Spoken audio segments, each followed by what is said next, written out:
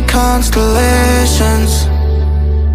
They remind me that this life cannot be lost.